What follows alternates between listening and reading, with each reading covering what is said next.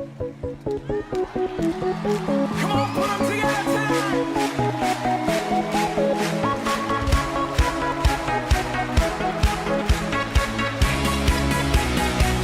1, 2, let's go.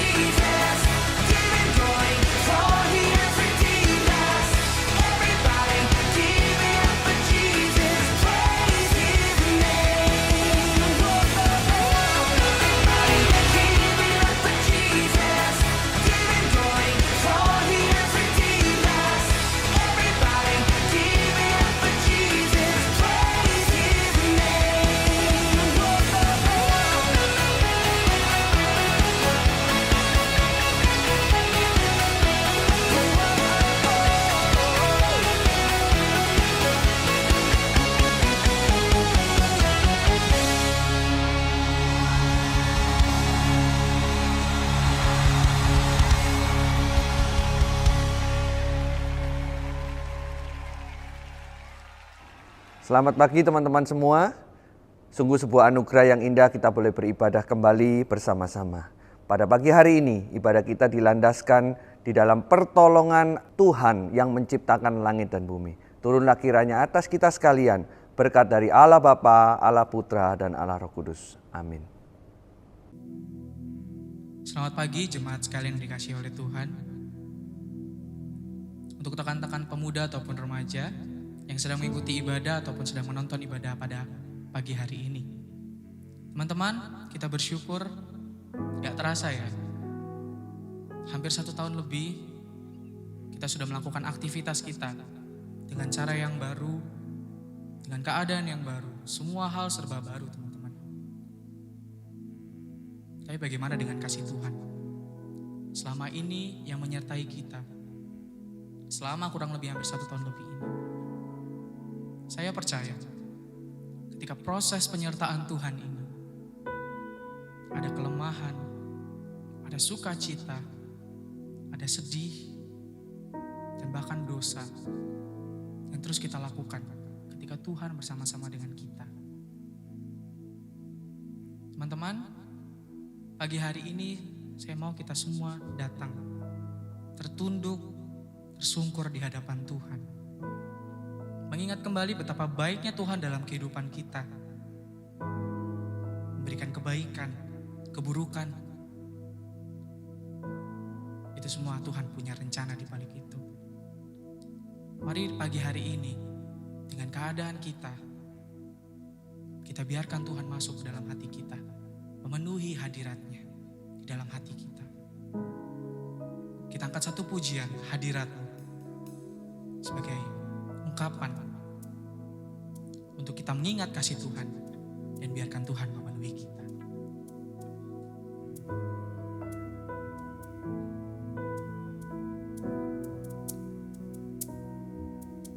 Tuhan hadir di bait kudusnya,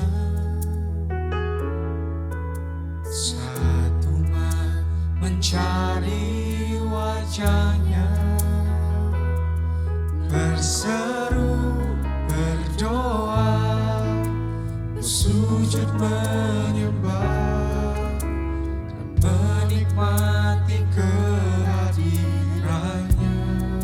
Tuhan mau dekat dengan umatnya, itu yang datang dengan senang hatinya. Berseru, berdoa, bersujud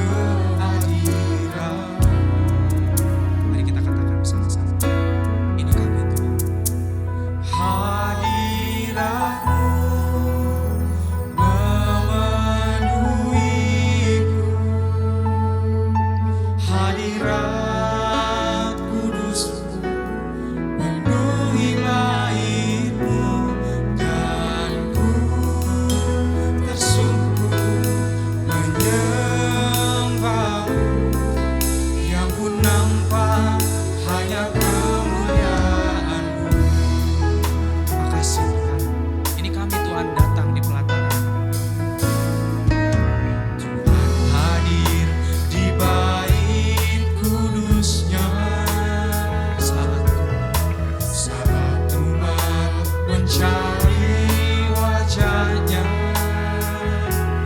berseru, berdoa, bersujud menyembah, dan menikmati kehadirannya. Tuhan mau dekat dengan umatnya, yang datang dengan senang hatinya, berseru, berdoa, bersujud menyembah, dan menikmati kehadiran-Mu. Hadirat-Mu memenuhiku, hadirat kudus-Mu penuhi bait-Mu, dan ku tersungkur menyembah-Mu, yang ku nampak hanya kemuliaan-Mu.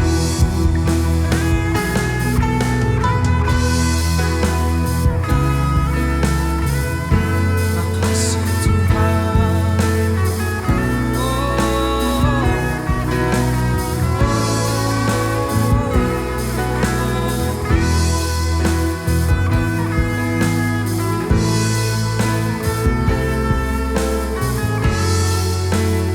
Mari bersama kita katakan, hadirat-Mu Tuhan.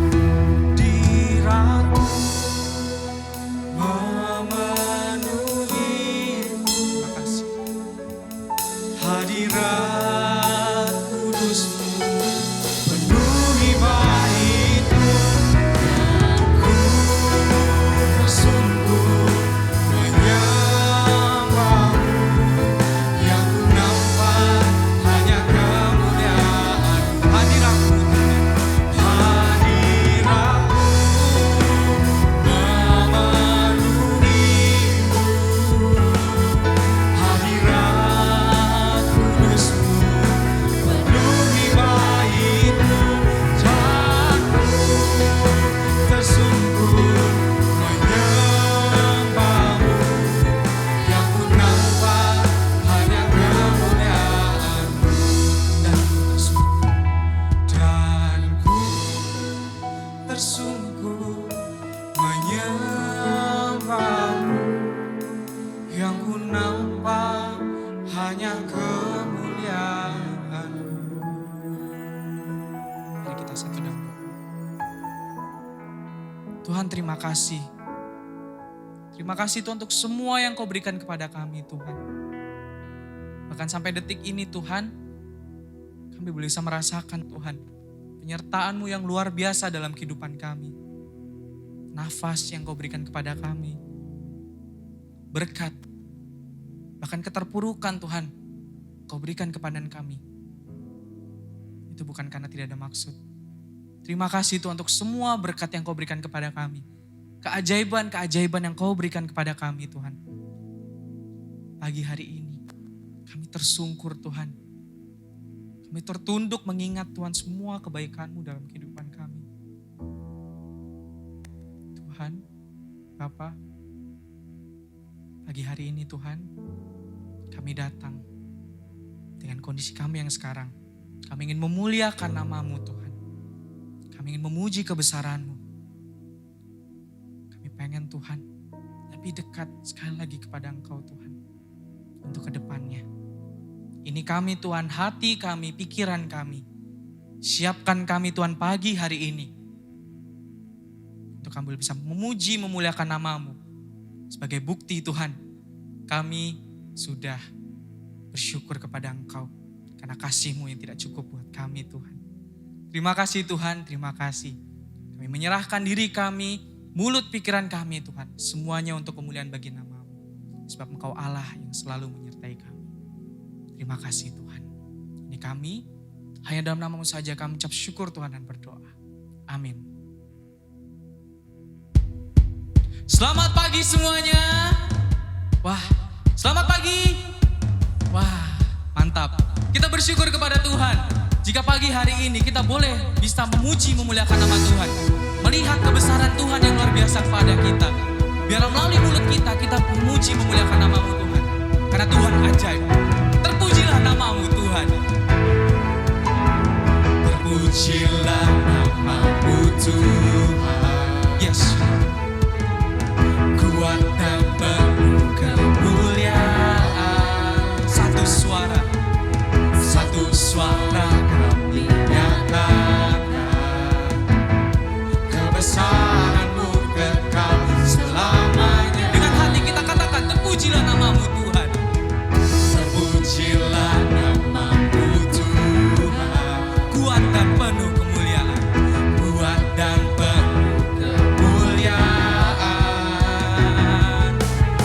Satu suara kami nyatakan Kebesaran-Mu Tuhan. kebesaran-Mu kekal selamanya.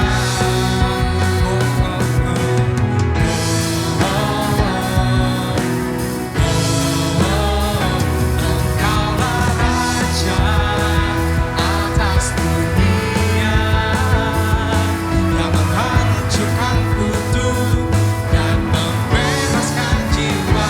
Kami bersorak bertepuk tangan. Engkau Tuhan percaya dan memerintah untuk selamanya. Amin. Terpujilah nama-Mu Tuhan. Terpujilah nama-Mu Tuhan. Kuat dan penuh kemuliaan. Satu suara. Satu suara kami nyatakan Kebesaran-Mu. tetap selamanya.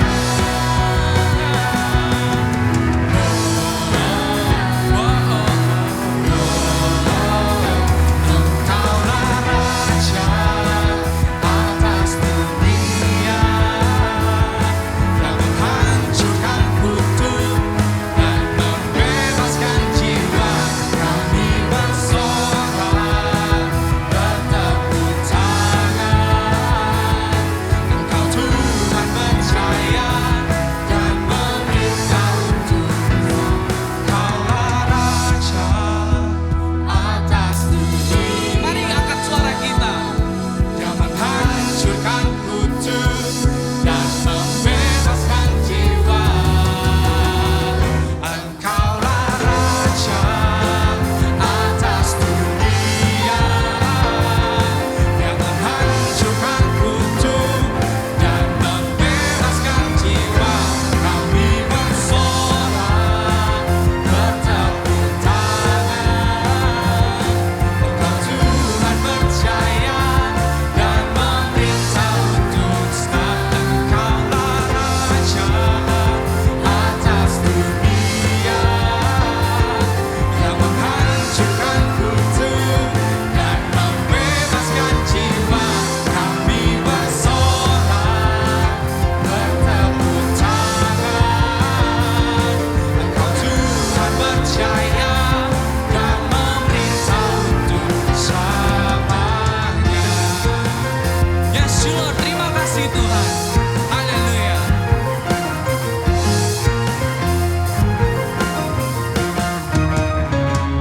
Berikan tepuk tangan yang luar biasa bagi Tuhan kita. Amin. Kesetiaan. Teman-teman, kata kesetiaan kayaknya gak familiar buat kita. Kenapa saya bilang kayak gitu? Kita selalu melakukannya. Terkadang kita juga mengatakan kata kesetiaan itu ke pacar kita, mama papa, teman, atau siapapun. Teman-teman, berbicara tentang kesetiaan. Bagaimana kesetiaan kita di dalam Tuhan. Sampai detik ini. Kita berproses panjang waktu ini. Ketika kita tahu Tuhan itu baik terhadap kehidupan kita. Memberikan semua yang kita perlukan. Tapi saya yakin, kita tahu sampai detik ini pun, dari awal ibadah kita sudah menyadari bahwa Tuhan baik kepada kita, memberikan yang kita cukup, dengan cukup sampai detik ini. memberikan hal yang kita butuhkan. Tapi kita sebagai manusia memiliki rasa takut, memiliki rasa bingung, ataupun rasa-rasa yang lain teman-teman. Sampai detik ini. Teman-teman, makna kesetiaan merupakan proses dalam kehidupan kita. Pagi hari ini mari kita bawa, ketika kita sudah mengerti, kita memuji memuliakan nama Tuhan. Saya pengen kita kembali merenung, memikirkan apa yang menjadi pergumulan kita sampai hari ini. Dan menyerahkannya kepada tangan kasih Tuhan. Sebab Dia Allah yang setia kepada kita. Bahkan lebih dekat dari baju yang kita pakai. Teman-teman, sambil kita memikirkan pokok doa kita pada pagi hari ini, mari kita angkat satu pujian, tetap setia. Biar melalui pujian ini, Tuhan, kita membiarkan Tuhan untuk menyelidiki hati kita. Untuk kita tetap setia kepada Tuhan sampai kita mati. Terima kasih untuk semua kasih.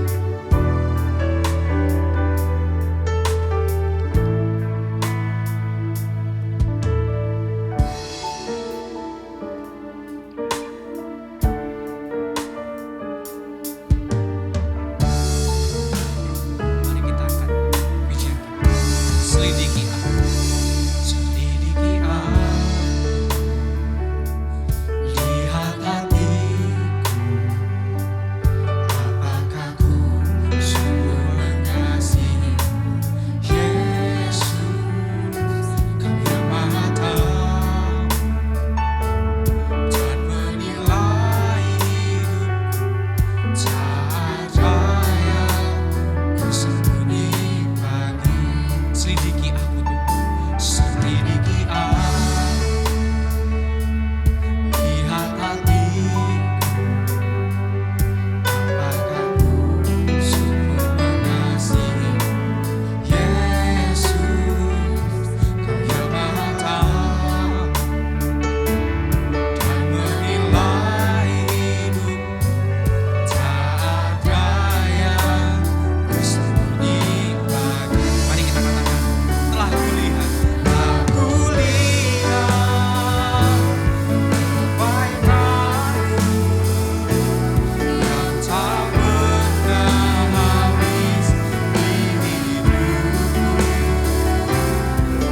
Berjuang sampai akhirnya Kau dapat Dia tetap setia. Terima kasih. Ini kami, selidiki kami. Selidiki aku.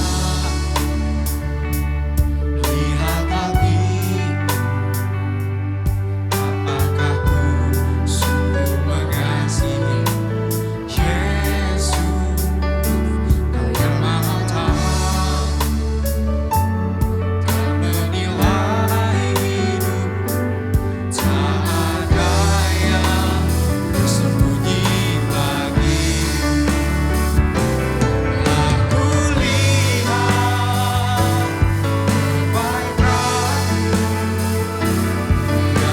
kebaikan-Mu yang tak pernah habis di hidupku. Berjuang sampai akhirnya Kau dapat Dia tetap setia. Aku lihat kebaikan-Mu yang tak pernah habis di hidupku.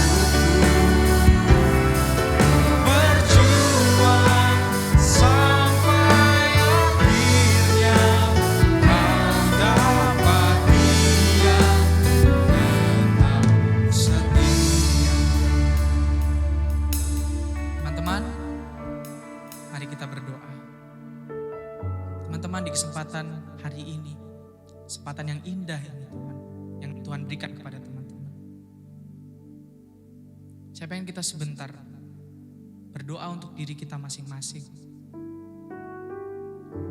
Bersyukur kepada Tuhan bahwa bahwa Tuhan hadir dalam kehidupan kita. Mari kita ambil waktu sebentar berdoa bersyukur dan memikirkan kasih Tuhan sekali lagi sejenak dan pergumulan kita. Saya berikan waktu kita untuk berdoa.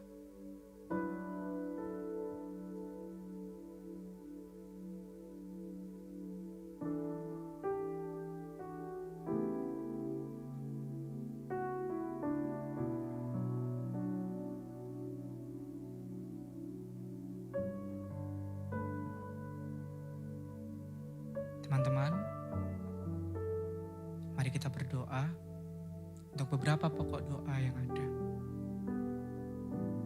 Yang pertama, mari kita berdoa untuk kondisi pandemi sekarang, yang dimana Tuhan memberikan suatu bukti kasih-Nya lewat vaksin yang ada. Mari kita satu dalam doa. Tuhan, terima kasih Tuhan untuk berkat-Mu. Untuk sampai detik ini Tuhan, kami boleh merasakan kasih setia-Mu. Bahkan di tengah kesibukan kami boleh bisa berdoa hari ini Tuhan. Tuhan, izinkan kami berdoa pagi hari ini. Untuk negara kami Tuhan. Tidak hanya negara kami, tapi berbagai negara di luar sana Tuhan. Yang terdampak corona Tuhan. Tuhan, kami bersyukur jikalau ada titik temu di sini Tuhan. Di mana vaksin sudah dibuat. Walau kami tahu Tuhan, hasilnya tidak bisa 100%. Tapi kami percaya di persen-persen sisanya. Dan sebelumnya pun Tuhan tetap berkarya di sana. Berikan kami kekebalan tubuh Tuhan. Untuk kami boleh bisa menjalani kehidupan kami dengan baik. Berikan kami kesehatan yang tepat Tuhan. Untuk kami boleh bisa menjalani kehidupan kami. Jikalau masih ada rasa takut Tuhan, buat kami Tuhan. Ajar kami supaya kami bisa menyerahkan hidup kami Tuhan. Melalui kondisi seperti ini Tuhan. Kami menyerahkan untuk efektivitas dari vaksin ke depannya. Biar Tuhan saja yang membantu. Dan Tuhan berkati obat ini. Tuhan, kami juga mau berdoa hari ini Tuhan.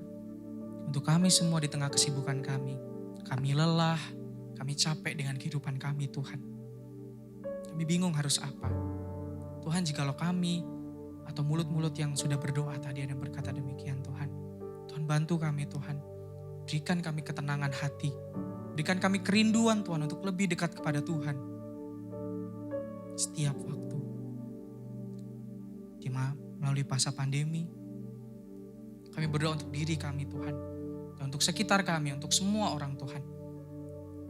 Bantu kami, sertai kami, berikan kami ketenangan. Dalam kami menjalankan aktivitas kami. Dan kami boleh bisa memandang Tuhan terus-menerus dalam kehidupan kami. Entah kami yang bekerja, kami yang kuliah. Tuhan, bantu kami Tuhan. Supaya kami bisa selalu memandang Tuhan melalui apa yang kami kerjakan Tuhan. Karena kami tahu Tuhan selalu menyertai kami dan memberkati pekerjaan yang kami lakukan untuk Tuhan. Tuhan, kami juga berdoa hari ini Tuhan, kami rindu untuk apapun yang terjadi ke depannya Tuhan. Mungkin hati kami sedang gundah segala macam Tuhan. Tapi kami yakin hari ini ketika Tuhan memenuhi kami Tuhan. Tiada yang mustahil. Tuhan akan selalu menyertai kami. Selalu memberikan kami berkat. Tuhan, kami juga berdoa untuk negara kami. Tempat kami tinggal ini. Segala macam problema kami tahu Tuhan. Tapi kami percaya Tuhan ada di sana. Menyelesaikan semua permasalahan. Dan Tuhan pakai kami Tuhan. Dan buat kami jangan mengeraskan hati kami. Tapi kami boleh bisa keluar menjadi contoh bagi orang-orang di luar sana. Karena kami tahu kami sudah menerima kasih itu dari Tuhan. Ajar kami Tuhan untuk mengerti langkah kami selanjutnya. Kami juga mau berdoa Tuhan untuk keluarga kami. Mungkin yang terdampak corona. Kau berikan kesehatan, Kau berikan pemulihan Tuhan. Dan Kau nyatakan rencanamu bagi keluarga-keluarga yang ada ini Tuhan. Supaya kami tidak putus asa, tapi kami menyerahkan hidup kami. Karena kami tahu, bahkan dalam kesakitan kami pun Tuhan berkarya Tuhan. Kami menyerahkan kehidupan kami selanjutnya Tuhan. Tahun ini, besok, sampai selama-lamanya. Kami percaya Tuhan punya rencana buat kami. Sampai kami mati dan Tuhan datang kedua kalinya. Tuhan akan menjadi Allah yang tetap setia bagi kehidupan kami. Ini kami Tuhan, ini pergumulan kami. Apapun yang terjadi dalam kehidupan kami percaya Tuhan selalu mengasihi kami. Dan ini pokok doa kami Tuhan. Dan bantu kami tetap setia dalam kehidupan kami ke depannya. Dan buat kami memandang kepada Tuhan. Memandang kepada kasih Tuhan. Dalam waktu-waktu ke depan. Terima kasih Tuhan, ini pokok doa kami. Dan kami berdoa menyerahkan hidup kami selanjutnya. Dalam tangan-Mu. Dalam zaman saja kami ucap syukur Tuhan dan berdoa. Terima kasih Tuhan. Haleluya. Amin. Mari kita angkat satu pujian ini. Dari refnya saja. Sembari kita mengingat kasih Tuhan. Telah kulihat kebaikan-Mu yang tak pernah habis di hidupku. Ku berjuang sampai akhirnya Kau dapati aku tetap setia. Sekali lagi kita katakan. Telah kulihat kebaikan-Mu yang tak pernah habis di hidupku. Ini kami Tuhan. Ku berjuang sampai akhirnya Kau dapati aku tetap setia. Ku berjuang sampai akhirnya Kau dapati aku tetap setia.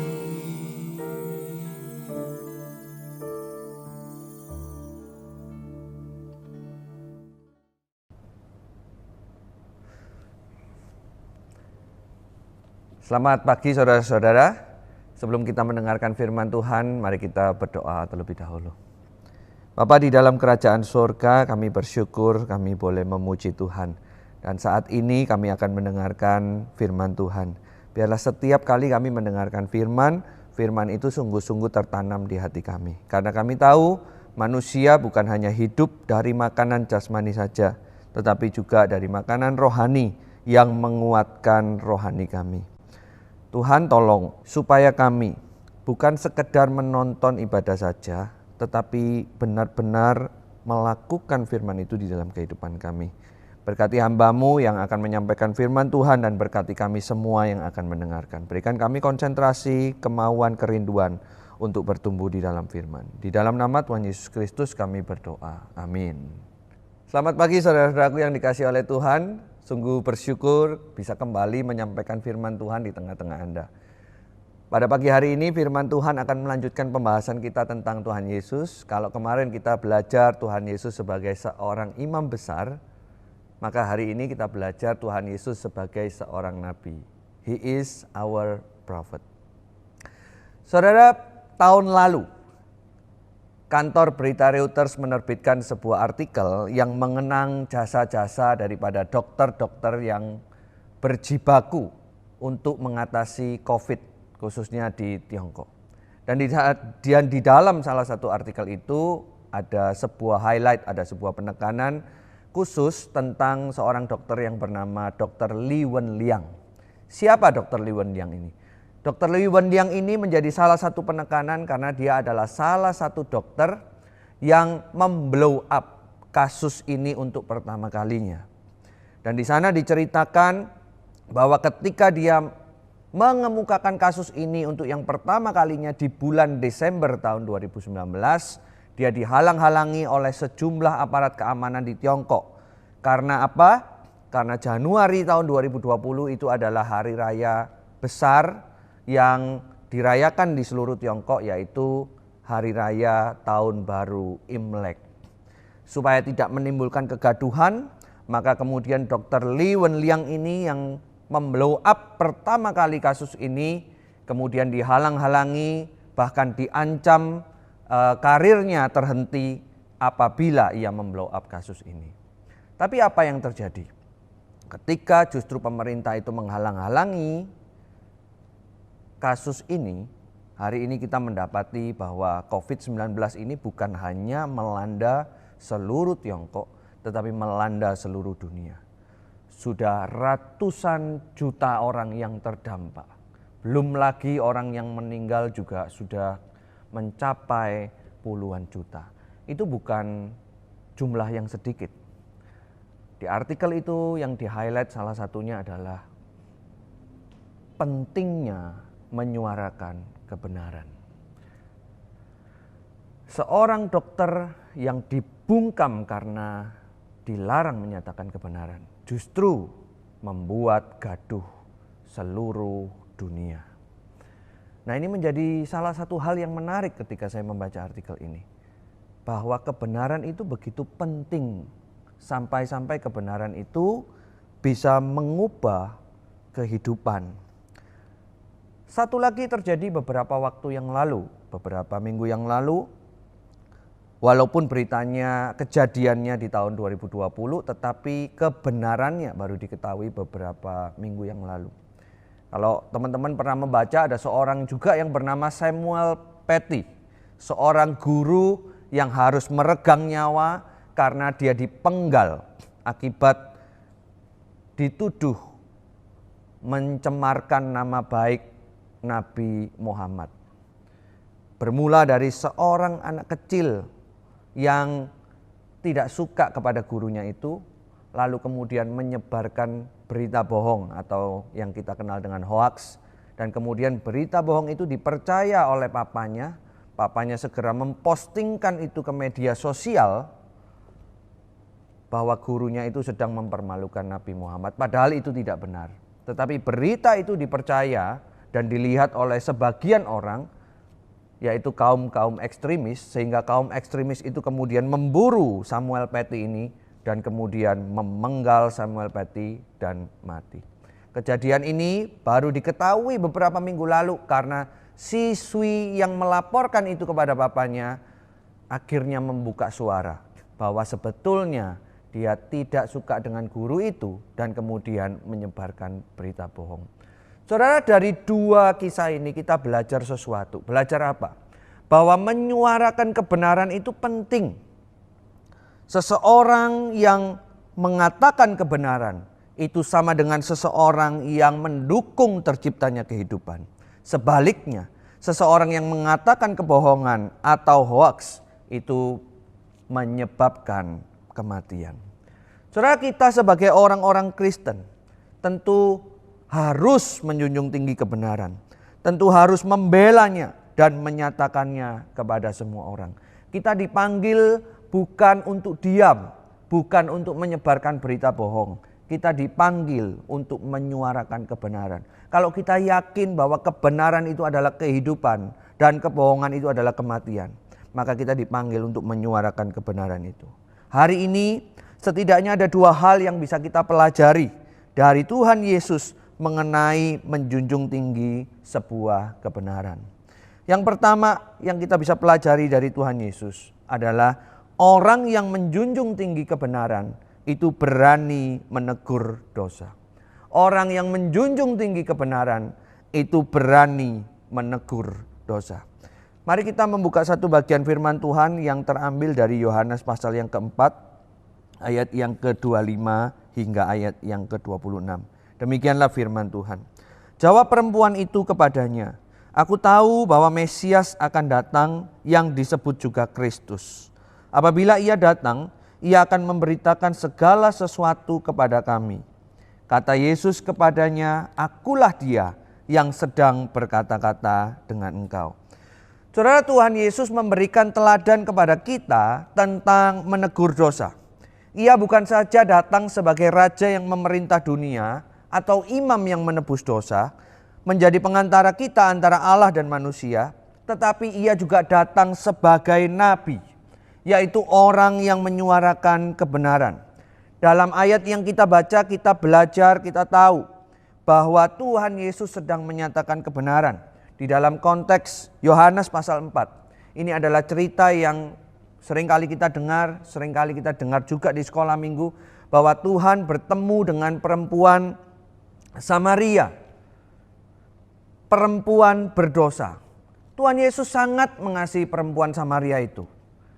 Ini terbukti bahwa dia mau bergaul dengan perempuan Samaria itu, menyapa perempuan Samaria itu, dan kemudian bercakap-cakap dengan perempuan Samaria itu.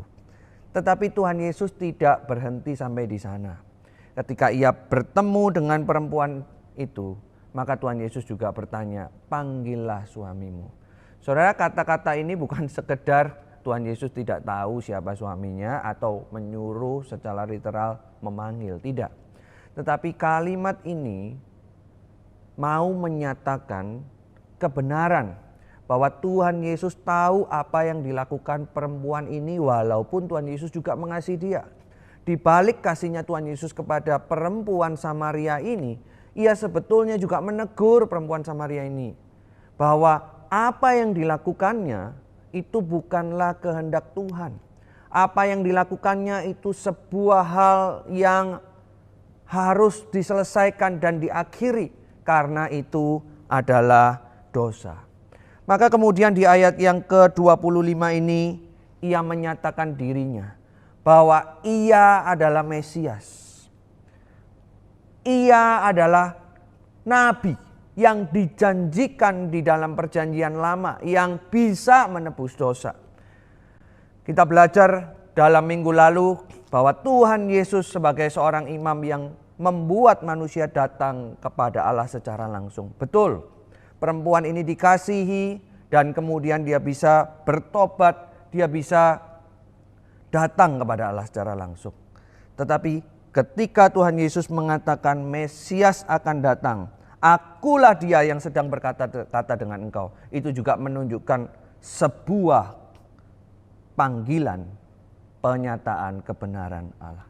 Bahwa orang yang mau melihat, menerima Mesias, dia dikasihi oleh Allah dari semua apa yang dilakukannya. Tetapi orang itu juga harus kembali kepada kebenaran itu untuk masuk di dalam hadirat Allah.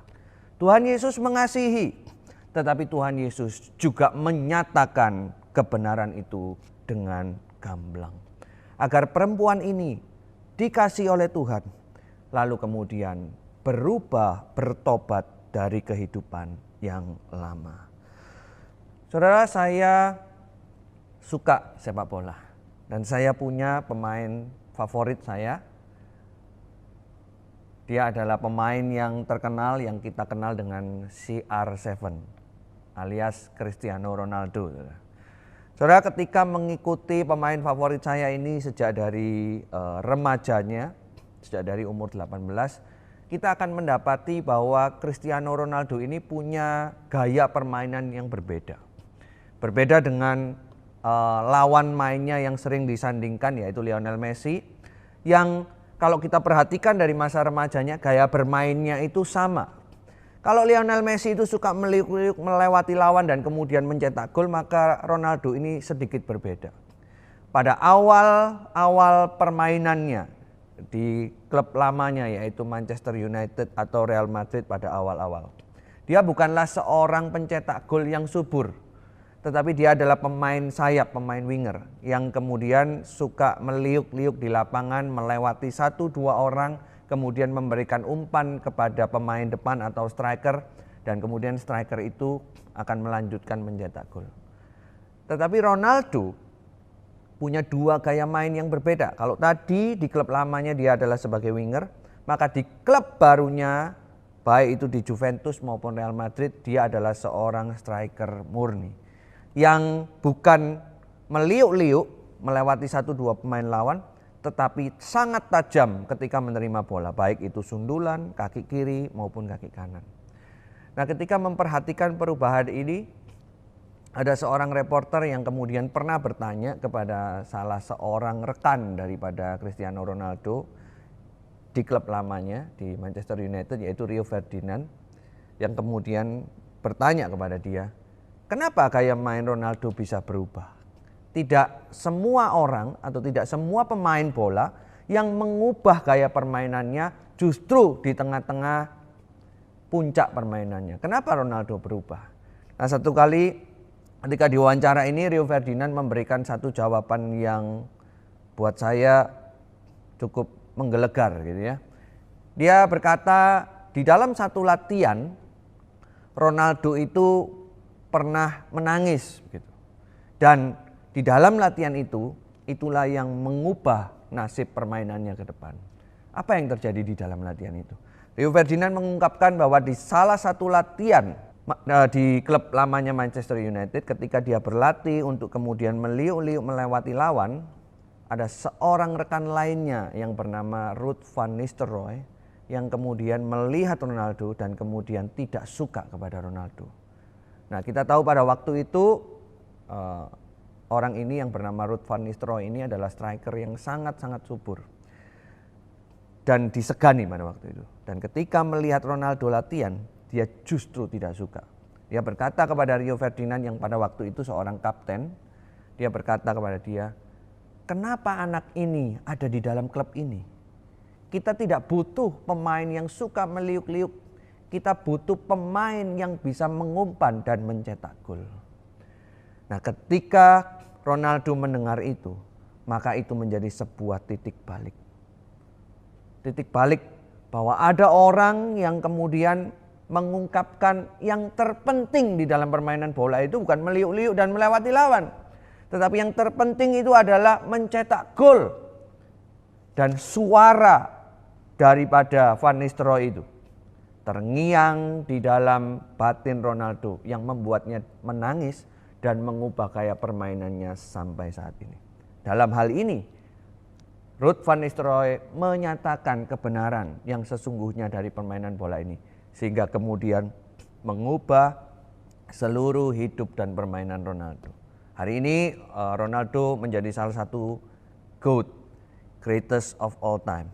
Dia mencetak gol melebihi pemain manapun di dunia ini, termasuk Pele.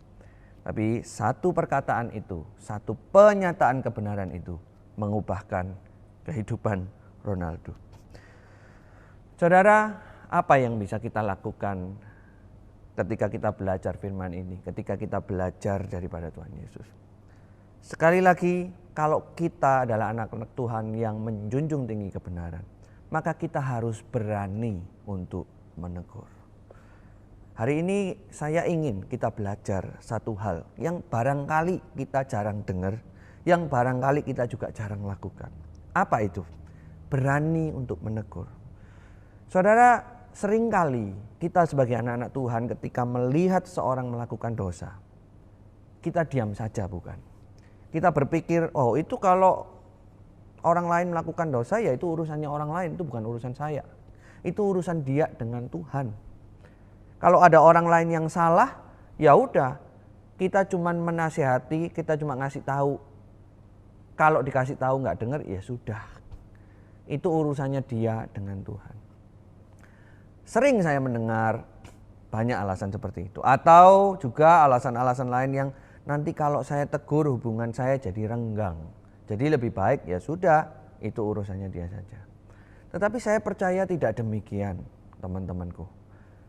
Justru ketika kita berani menegur dan ada orang-orang lain yang sudah diselamatkan yang sama-sama dengan kita mendengar teguran itu, barangkali teguran itu menjadi salah satu rema, menjadi salah satu pengubah hidup dari mereka.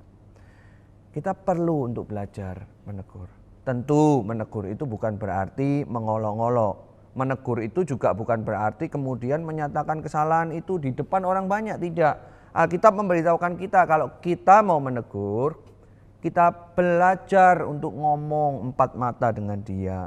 Apa yang menjadi kesalahannya, tentu seperti yang Tuhan Yesus juga contohkan, kita juga perlu menegur dengan kasih.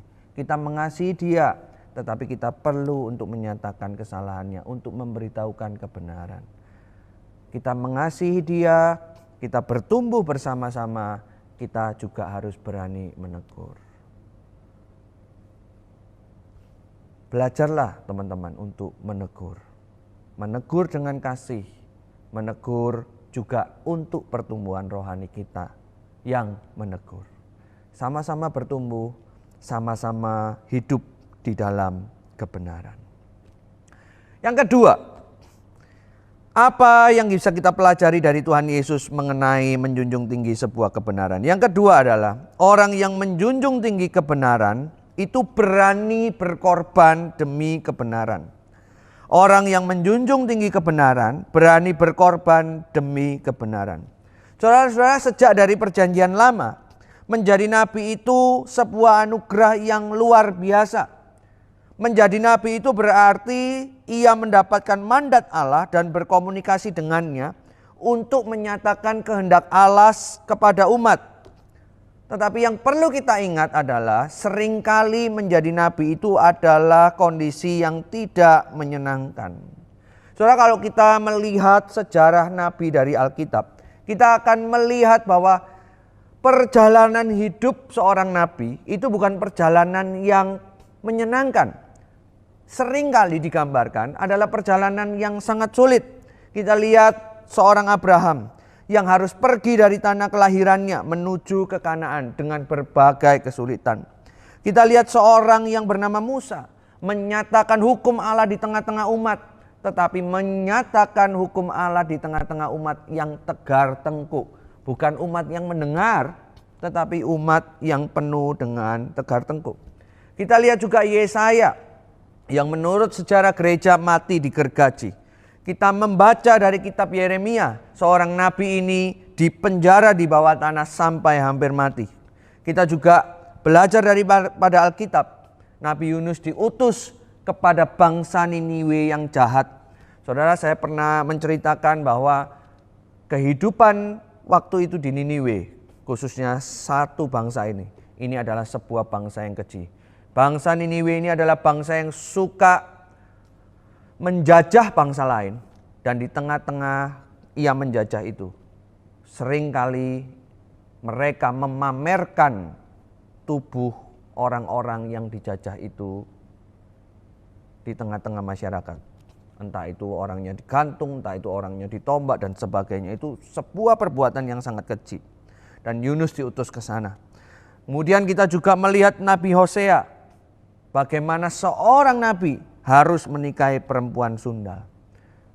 Yohanes Pembaptis tinggal di gurun dan hidup dengan sederhana. Kita melihat semua hampir banyak nabi. Semua itu hidup dengan tidak menyenangkan. Maka kemudian saya merenungkan seorang yang dipanggil untuk menjadi nabi, seorang yang mau menyuarakan kebenaran, itu juga berani berkorban. Saudara, hari ini kita mau belajar daripada Tuhan Yesus, seorang Nabi Agung. Kita juga melihat bukan, bagaimana seorang Allah yang berada di tempat paling tinggi mau datang ke tempat yang paling rendah. Bukan hidup di dalam kemewahan, tetapi justru hidup di dalam kemiskinan dan hidup di dalam kesulitan. Mari kita membuka satu bagian firman Tuhan yang terambil dari Ibrani pasal yang pertama, ayat yang pertama hingga ayat yang kedua. Setelah pada zaman dahulu Allah berulang kali dan dalam berbagai cara berbicara kepada nenek moyang kita dengan perantaraan nabi-nabi, maka pada zaman akhir ini ia telah berbicara kepada kita dengan perantaraan anaknya, yang telah ia tetapkan sebagai yang berhak menerima segala yang ada. Oleh Dia Allah telah menjadikan alam semesta. Ia adalah cahaya kemuliaan Allah dan gambar wujud Allah, dan menopang segala yang ada dengan firman-Nya yang penuh kekuasaan. Dan setelah ia selesai mengadakan penyucian dosa, ia duduk di sebelah kanan yang maha besar di tempat yang tinggi. Saudara, Tuhan Yesus yang adalah Tuhan juga berani berkorban untuk menyuarakan kebenaran. Ia dicambuk, ia difitnah, ia ditindas, dan ia disalib untuk mati bagi engkau dan saya. Ia adalah seorang nabi yang menyuarakan kebenaran. Kalau hari ini kita mau belajar daripada Tuhan Yesus, maka kita mau menyuarakan kebenaran walaupun kita pun harus sama seperti Tuhan Yesus, yaitu berkorban. Saudara, seorang yang bernama Dietrich Bonhoeffer adalah seorang hamba Tuhan yang mengasihi Tuhan. Di tengah-tengah zamannya pada waktu itu Nazi berkuasa, ia menyuarakan kebenaran. Ia tidak setuju dengan apa yang Nazi lakukan, yaitu membantai orang-orang Yahudi pada waktu itu yang dianggap bersalah atas apa yang terjadi di negeri Jerman. Ia memandang itu tidak sesuai dengan firman Tuhan. Maka pada waktu itu ketika gereja diam saja atau gereja mendukung pemerintahan Hitler, di tengah-tengah semuanya itu dia menolak. Dia berani menyuarakan kebenaran. Dia berani berbeda dengan gereja-gereja di Jerman. Yang pada akhirnya ia harus dihukum gantung. Waktu prajurit Nazi itu menghukum gantung, prajurit Nazi itu sempat memberikan komentar. Saya melihat tahanan ini paling berbeda dengan tahanan yang lain. Karena tahanan ini, yaitu Dietrich Bonhoeffer itu, ketika digantung, dia siap untuk digantung dan kemudian mati dengan senyuman.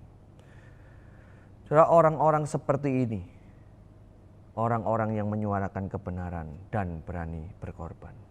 Saudara, belum lagi kita melihat bagaimana orang-orang Kristen mula-mula yang menyuarakan kebenaran, yang memegang teguh imannya, dan kemudian harus mati meregang nyawa dengan cara yang mengenaskan. Tetapi mereka akan mendapatkan upahnya. Hari ini bagaimana dengan kita? Apakah kita berani menjunjung tinggi kebenaran walau harus berkorban? Ataukah kita hidup sebagai anak-anak Tuhan ikut-ikutan? Kita bukan menyuarakan kebenaran lagi, tetapi mengkompromikan kebenaran, kita ikut-ikutan. Saudara, kita belajar kalau kebenaran itu membawa sebuah kehidupan, kalau kebenaran itu bisa mengubahkan banyak orang, maka kita juga diminta untuk hidup di dalam kebenaran itu. Kita harus berani berkorban.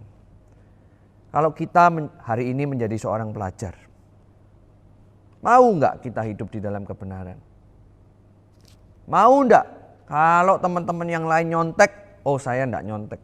Saya berusaha untuk sebisa mungkin hidup di dalam kebenaran walaupun berkorban. Berkorban apa? Belajar lebih keras. Bahkan mungkin istirahat kepotong, waktu main kepotong. Tetapi aku melakukannya karena aku menjunjung tinggi kebenaran itu. Tidak gampang memang, ada kalanya kita gagal. Tetapi kita mau terus berusaha. Saya percaya dengan kekuatan Roh Kudus, Tuhan akan memampukan Anda. Bagi kita yang mahasiswa, kita perlu mengevaluasi diri kita. Apakah kita kuliah online ini sekedar lolos atau lulus dengan gemilang? Apakah sekedar ikut-ikutan, pokoknya lewat aja. Yang penting orang tua sudah bayar, aku sudah bayar, yang penting lewat dan selesai. Saya rasa orang yang menyuarakan kebenaran tidak demikian. Orang yang menyuarakan kebenaran, melakukan tugas-tugas kuliahnya dengan penuh semangat, menjadikannya itu suara kebenaran untuk melayani dunia, untuk melayani Tuhan. Bagi kita yang kerja, ayo renungkan, apakah kerjaan kita ini sedang menyatakan kebenaran dan kita mau berani berkorban? Apakah ketika kita lagi mengurus banyak perizinan kita mulai berpikir untuk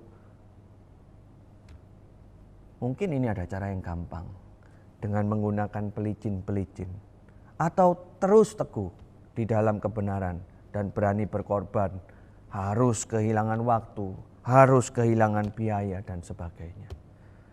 Apakah pekerjaan kita adalah pekerjaan yang sungguh membawa kebenaran Tuhan itu dinyatakan di dalam dunia? Apapun kita yang mendengarkan firman, siapapun kita yang mendengarkan firman ini, mari kita mengevaluasi diri kita. Beranikah kita berkorban demi kebenaran itu? kalau kebenaran Alkitab ini yang layak untuk dijunjung tinggi dan kita memilikinya, kita menghidupinya. Ayo mari kita belajar berkorban. Saya percaya saudara, kepada orang-orang yang dipanggil Tuhan untuk menyuarakan kebenaran, yaitu dengan menegur dosa, dengan berkorban, kepada orang itulah keajaiban Tuhan akan dinyatakan. Sama seperti nabi-nabi di perjanjian lama. Sama seperti apa yang Tuhan Yesus contohkan sebagai seorang nabi. Maka Allah akan memberkati kita semua. Dan dunia pun diberkati oleh apa yang kita lakukan. Mari bersama kita melakukan kebenaran. Mari bersama kita berjuang bersama-sama dengan Allah. Bersama-sama dengan saya. Saya pun tidak 100% bisa melakukan kebenaran ini. Tetapi mari kita berjuang, bertumbuh bersama-sama dengan kekuatan daripada Allah Roh Kudus. Mari bersama kita berdoa. Tuhan, terima kasih untuk firman-Mu pada pagi hari ini. Kami belajar tentang Engkau sebagai seorang nabi. Kami belajar tentang Engkau yang berani menyuarakan kebenaran dengan menegur dosa. Dan kami juga belajar dari Engkau menyatakan kebenaran dengan berani berkorban. Tolong setiap kami ini ya Tuhan, supaya kami bukan hanya mendengar tapi juga benar-benar mau melakukan firman Tuhan. Kalau ada teman-teman yang melakukan kesalahan, kami juga mengasihi mereka, tetapi juga berani untuk menegur mereka. Dan kami percaya ketika kami berani menegur, berani berkorban, berkat Tuhan, keajaiban Tuhan akan dinyatakan kepada kami lebih dan lebih lagi. Terima kasih ya Tuhan, terima kasih. Di dalam nama Tuhan Yesus Kristus kami berdoa. Amin. Saya mengundang teman-teman untuk bangkit berdiri. Mari dengan hati kita, dengan iman kita akui iman kita di hadapan Tuhan. Pengakuan iman rasuli.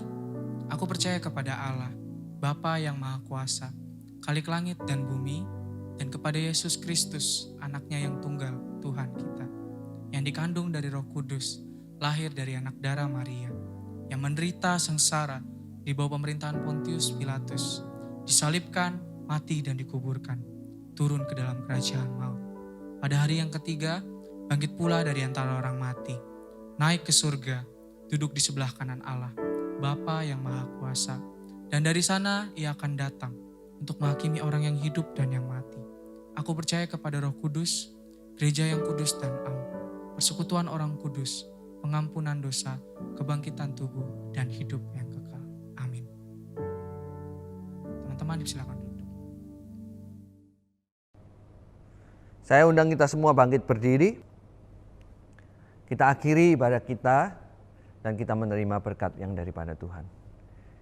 Kiranya kasih Allah yang berlimpah-limpah, penebusan daripada Tuhan Yesus Kristus, dan kekuatan daripada Roh Kudus menyertai kita, memampukan kita untuk menyuarakan kebenaran dari sekarang sampai selama-lamanya. Amin. Saudara dipersilakan untuk duduk kembali, mengambil saat teduh, dan ibadah pada pagi hari ini telah selesai. Tuhan memberkati.